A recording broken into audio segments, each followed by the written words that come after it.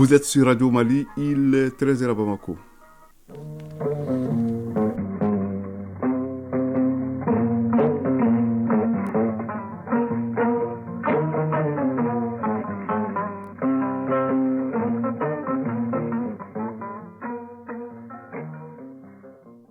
Le journal Seydou Fomba.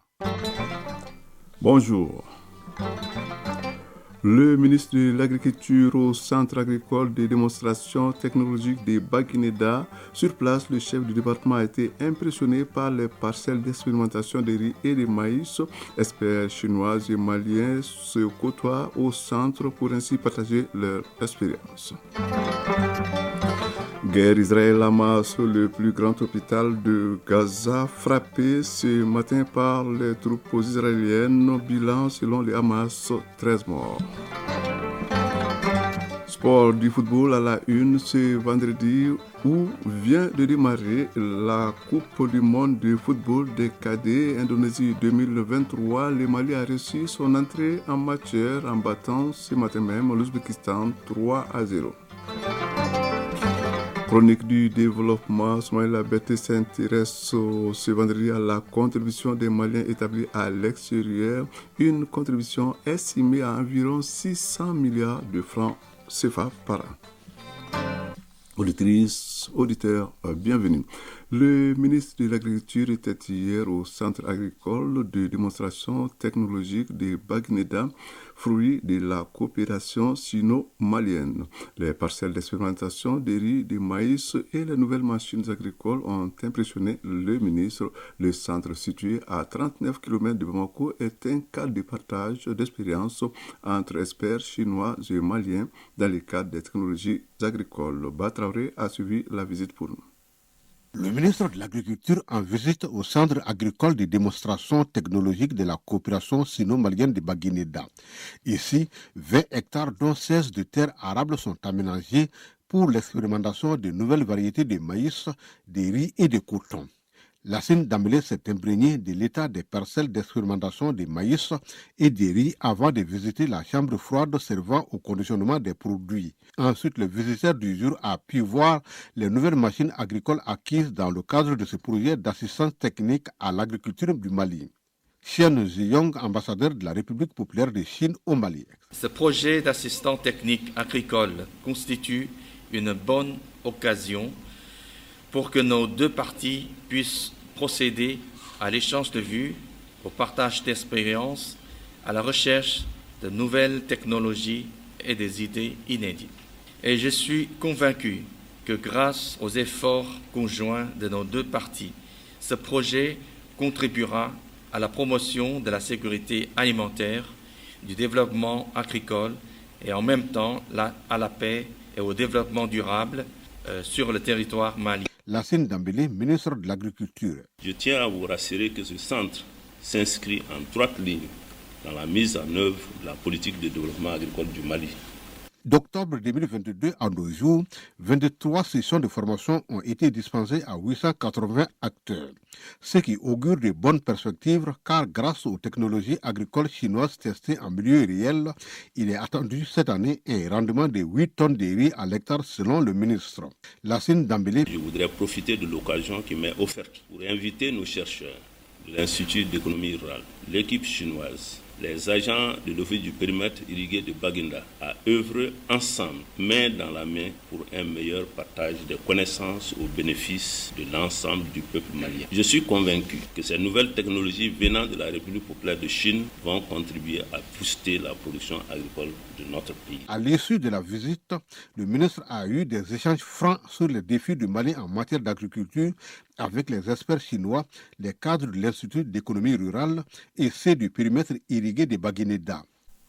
Les producteurs des 10 communes des cercles de Sikasso, Kadjolo et Bougouni s'étaient réunis à Ngourala hier jeudi. C'était à l'occasion de la journée porte ouverte organisée par l'ONG Ahmed, partenaire de mise en œuvre du projet CESAT, dont l'objectif est de promouvoir les technologies agricoles intelligentes adaptées au climat. Compte rendu Moussa Fadoumia.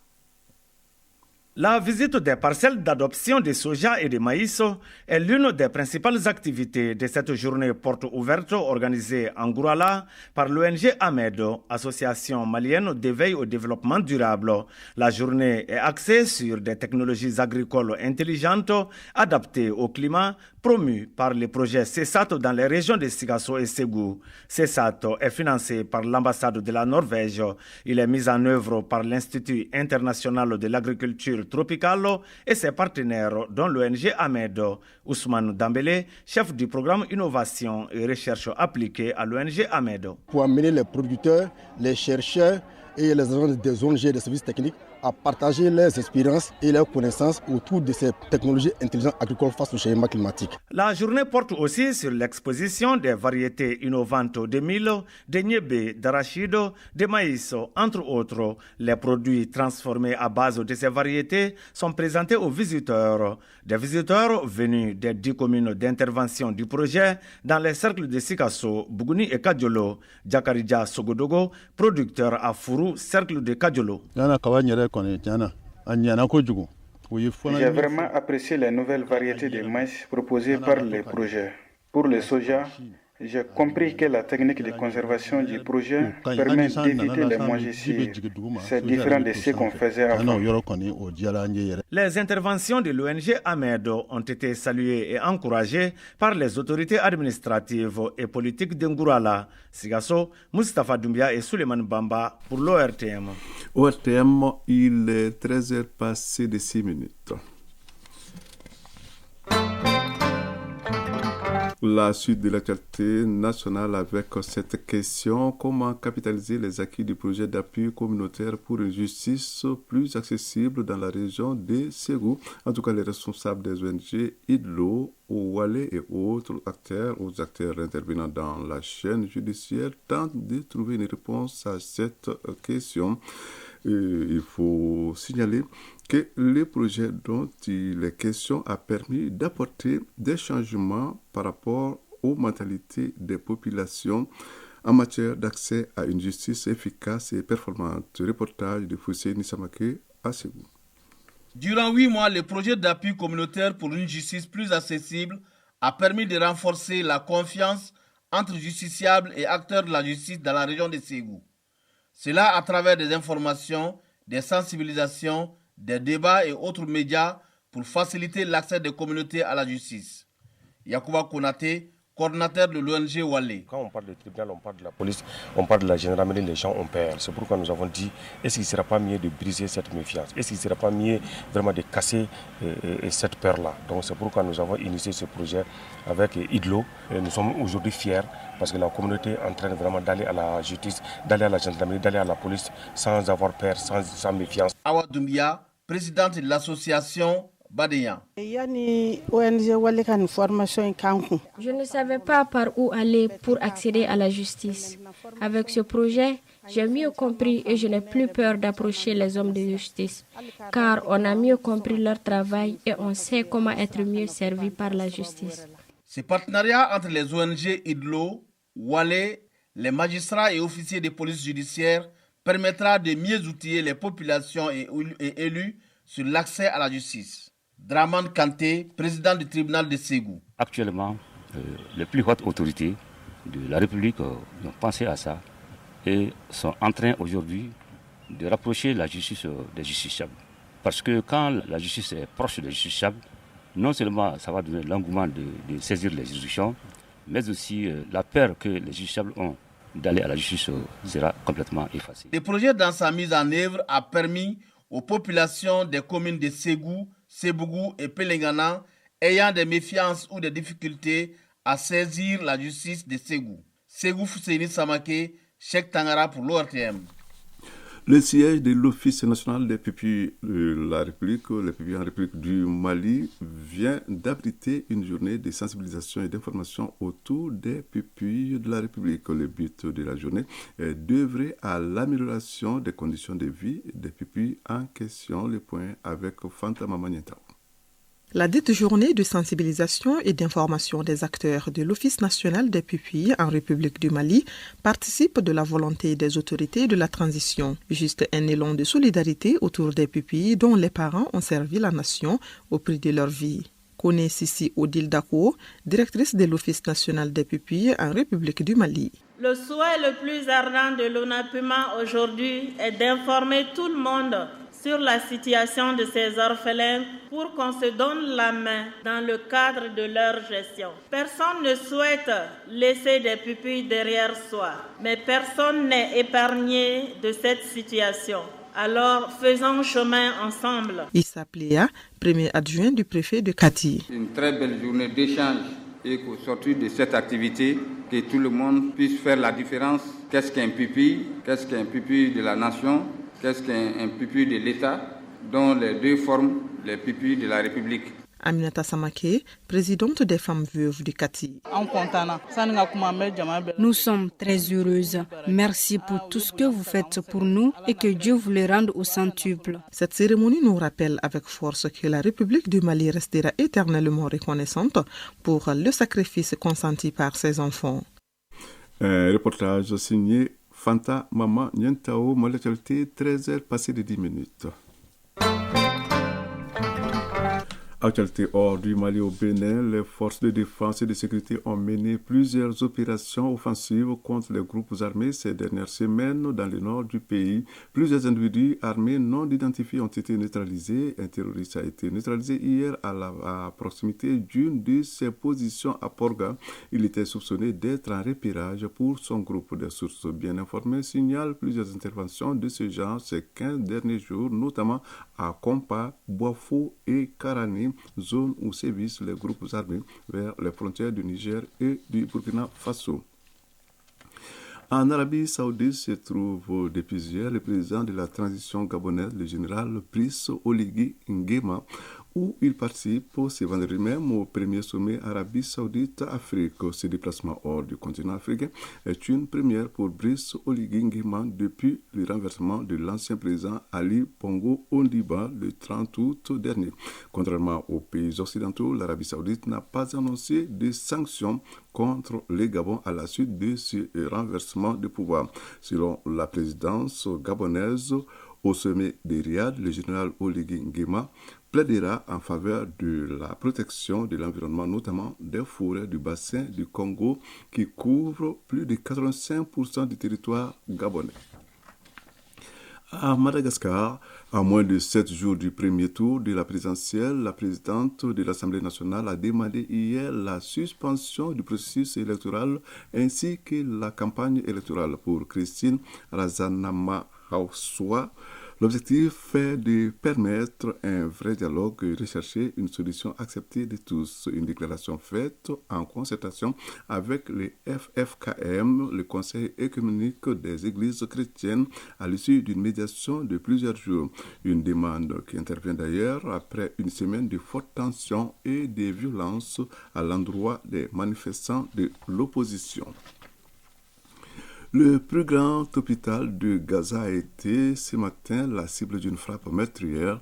Le mouvement islamiste palestinien Hamas a fait état de 13 morts dans cette frappe qu'il a attribuée à Israël, alors que l'armée israélienne n'a pas communiqué dans l'immédiat sur une telle opération. Israël a accepté de faire des pauses quotidiennes de 4 heures dans le nord de Gaza selon la Maison-Blanche, c'est-à-dire Washington. Le président américain Joe Biden a salué un pas dans la bonne direction, même s'il n'y a toujours aucune perspective de cessez-le-feu durable. L'armée israélienne a frappé ce vendredi la Syrie après la chute d'un drone sur une école dans le sud du pays, le sud d'Israël donc. Les organisations humanitaires se disent dessus après la conférence internationale pour Gaza hier à Paris. Les pays participants ont annoncé de nouveaux engagements d'aide dépassant 1 milliard d'euros selon la présidence française.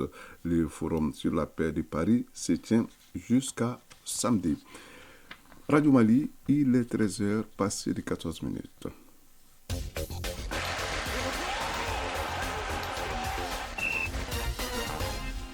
L'actualité sportive est largement dominée ce vendredi par le football. Il y a d'abord la Ligue des champions féminine, la Ligue féminine donc des champions de la CAF. Dans ce domaine, la AS Somandé est désormais en tête de son groupe après sa victoire hier face à l'AMPM, disons. Championnat national de Ligue 1, la troisième journée donne son coup d'envoi demain samedi avec 5 matchs au programme. La Coupe du monde de football cadet Indonésie 2023, c'est aussi l'événement. Et le Mali a réussi ce matin son entrée en matière en s'imposant 3-0 face à l'Ouzbékistan. Le développement de l'activité sportive avec Isaac Chen. Coupe du monde de football des moins de 17 ans en Indonésie. Belle entrée en matière des aigles cadets ce matin face à l'Ouzbékistan, battu 3-0. Les nôtres ont marqué par Mamadou Doumbia. Des buts marqués respectivement au 30e, 72e et 75e minute de jeu. L'un des représentants africains, le Maroc, a battu le Panama par 2-0. Le Mali effectuera sa deuxième sortie le 13 novembre contre l'Espagne. Restons toujours en football sur le plan national pour dire que les Aigles du Mali s'apprêtent à livrer 2 matchs au compte des éliminatoires de la Coupe du Monde 2026. Le sélectionneur national des Aigles, Éric Sékouchel, dévoile en ce moment la liste des joueurs retenus pour cette double confrontation au cours d'une conférence de presse, si ce n'est déjà fait. Les Aigles du Mali recevront successivement le Tchad le 17 novembre et la République centrafricaine le 20 novembre au stade du 26 mars de Yirimadio. Football toujours sur le plan national, la 3e journée du championnat national de Ligue 1 démarre demain avec 5 rencontres au programme. Sur le terrain de l'ASB, le premier ATS de Koro sera l'hôte du Sablon de Bamako.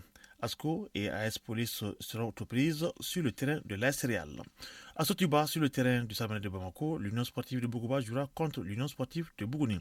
Afrique Football Elite AFE et le club olympique de Bamako seront face à face sur le terrain du Djoliba. Et enfin à Ségou, au Saramaridao, l'AS Bakaridian de Barouli recevra l'AS Real de Bamako. Le coup d'envoi de toutes ces rencontres est prévu pour 16h. Cette troisième journée s'achèvera dimanche avec les oppositions Binga Djoliba, 11 créateurs Isfas et USC Kita Black Star de Badrabou. Après 2 journées disputées, le classement est dominé par le club olympique de Bamako avec 6 points. Football féminin pour terminer. Ligue des champions féminines de la CAF en Côte d'Ivoire. L'AS Bandé a remporté sa deuxième rencontre hier face à APM Darkwa par le score de 3-0. Un peu plus tôt, l'Asfar a battu Ukakan par 1-0. L'AS Bandé occupe désormais la tête du groupe avec 4 points. Chronique du développement.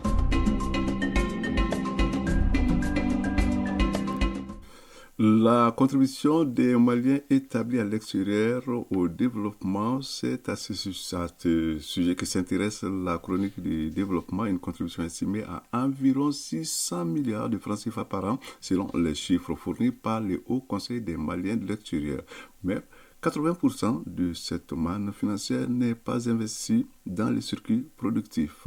Que faut-il faire à présent pour mieux orienter cette contribution? La réponse dans ces numéros de la chronique du développement, une réalisation de Soumaïla Berté et Marc Damélé. Il n'est un secret pour personne que les Maliens établis à l'extérieur contribuent au développement de leur pays. Cette contribution se chiffre à des centaines de milliards de francs CFA par an. Une manne financière qui, selon certaines sources, dépasse l'aide publique au développement. Ces chiffres ne tiennent pas compte des transferts de fonds par des canaux informels. Et ce n'est pas tout. Mahamadou Kamara est le secrétaire exécutif du Haut Conseil des Maliens de l'extérieur. Ce sont des données qui résultent soit de la BCAO, soit du ministère de l'économie ou de l'UEMOA, par exemple. Sinon, annuellement, c'est autour de 600 milliards de francs CFA, de transferts de fonds, uniquement les transferts de fonds. Mais il y a aussi un volet qui est beaucoup moins précis, parce qu'il y a beaucoup de transferts de fonds de migrants qui se font par des voies informelles. C'est-à-dire quelqu'un qui reste dans un pays, qui appelle un commerçant et qui lui demande de mettre à la disposition d'un parent une somme d'argent. Il n'y a pas que ça, parce qu'il y a aussi les transferts de connaissances à travers ce qu'on appelle le programme TOCTEN, puisque l'intelligentsia malienne expatriée dispense des cours et encadre des travaux de recherche dans les universités et les grandes écoles du Mali.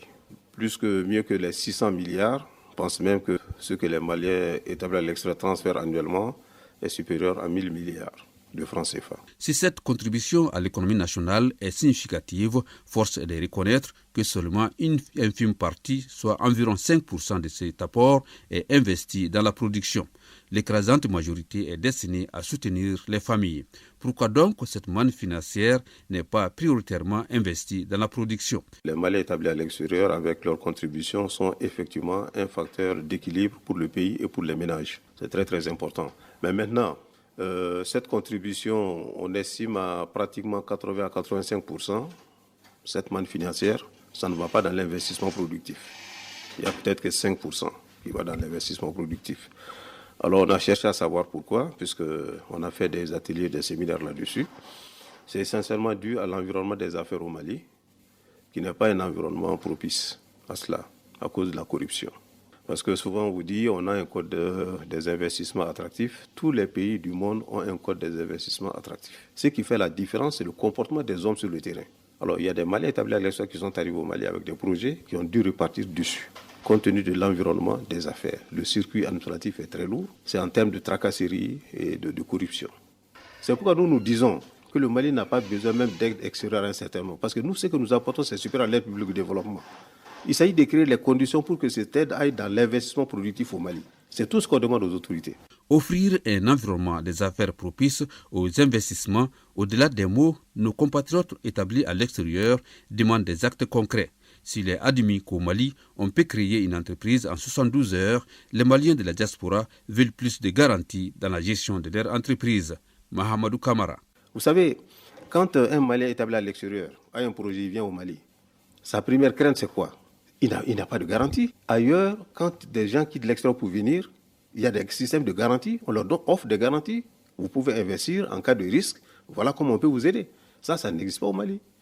Ensuite, si vous faites confiance à quelqu'un au Mali pour lui confier un dossier ou une somme d'argent pour investir, tout le monde sait ce qui arrive.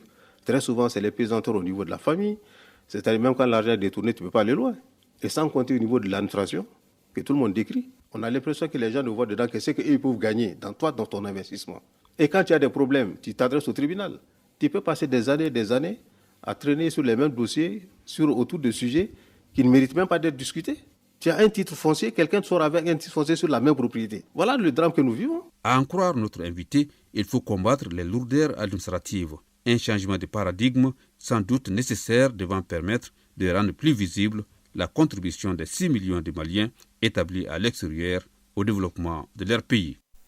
Vous retrouverez Soumaïla Berté dans une semaine. C'est la fin de ce journal qui vous a été présenté par Seydou Foma avec la complicité technique d'Absi Traoré. À la mise en ligne, il y avait Marcel Tessougué. La réalisation était assurée par Dossi Baba Diara pendant que tout le travail était coordonné par Ousmane Daoul, le jeune sage. Merci de nous avoir suivis. Prochain rendez-vous avec l'actualité de 19h30, mais restez à l'écoute car juste après ce journal, vous pourrez suivre la rubrique des avis et communiquer avec Fousseini Diara. Au revoir.